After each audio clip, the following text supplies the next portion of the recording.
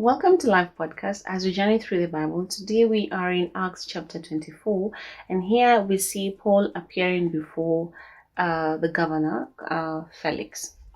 So 5 days later, Ananias, the high priest, arrived with some of the Jewish elders and the lawyer Tertullus. So it looks like they also had lawyers back in the day to present their case against Paul to the governor. This is Governor Felix. When Paul was called in, Tertullus presented the charges against Paul in the following address to the governor. So first of all, we see that he starts with exhortation. And he said, "You have provided a long period of peace for us Jews, and with foresight have enacted reforms for us. For all of this, Your Excellency, we are very grateful to you. But I don't want to bore you, so please give me your attention for only a moment. We have found this man to be a troublemaker who is constantly stirring up riots among the Jews all over the world. He is a ringleader of the cult known as the Nazarenes. Furthermore, he was trying to desecrate the temple when we arrested him. And this because he had brought in a Gentile, okay? You can find out the truth of our accusations by examining him for yourself." Then other Jews chimed in, declaring that everything Tertullus was saying was true. The Jews viewed the people who followed Jesus as a cult, and they called them like the Nazarenes. The governor then motioned for Paul to speak, and Paul said, "I know, sir, that you have been a judge of Jewish affairs for many years." Paul really knew his way with words, like he was very intelligent. "So I gladly present my defense before you. You can quickly discover that I arrived in Jerusalem no more than 12 days ago to worship at the temple. My accusers never found me arguing with anyone in the temple, nor stirring up a riot at any synagogue or on the streets in the city. These men cannot prove the things they accuse me of doing." And they didn't have anything on him. Paul did not hide his faith even before trial. "But I admit that I follow the way. Okay, I'm not going to hide about my faith, which they call a cult.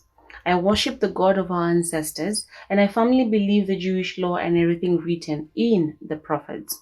I have the same hope in God that these men have, that He will raise both the righteous and the unrighteous. Because of this, I always try to maintain a clear conscience before God and all people." After several years away, I returned to Jerusalem with money to aid my people and to offer sacrifices to God. My accusers saw me in the temple as I was completing a purification ceremony. There was no crowd around me and no rioting. He was just by himself, together with the 4 men who had made a vow. But some Jews from the province of Asia were there, and they ought to be here to bring charges if they have anything against me. Ask these men here what crime the Jewish High Council found me guilty of, except for the time I shouted out, I am on trial before you today because I believe in the resurrection of the dead." At that point, Felix, who was quite familiar with the way, adjourned the hearing and said, "Wait until Lysias, the garrison commander, arrives, then I will decide the case." He ordered an officer to keep Paul in custody, but to give him some freedom and allow his friends to visit him and take care of his needs. So here we see that Paul was put in prison, but he was given freedom and he could have people visiting him. A few days later, Felix came back with his wife, Drusilla, who was Jewish.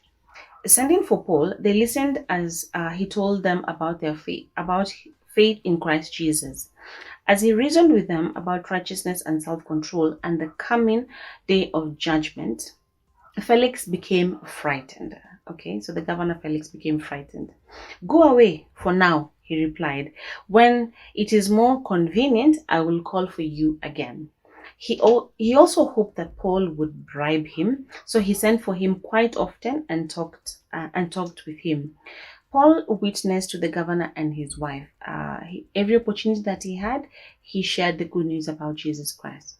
After 2 years went by in this way, Felix was succeeded by Porcius Festus, and because Felix wanted to gain favor with the Jewish people, he left Paul in prison. So Paul was in prison for 2 whole years without changing anything, and but he didn't lose his faith in Jesus Christ.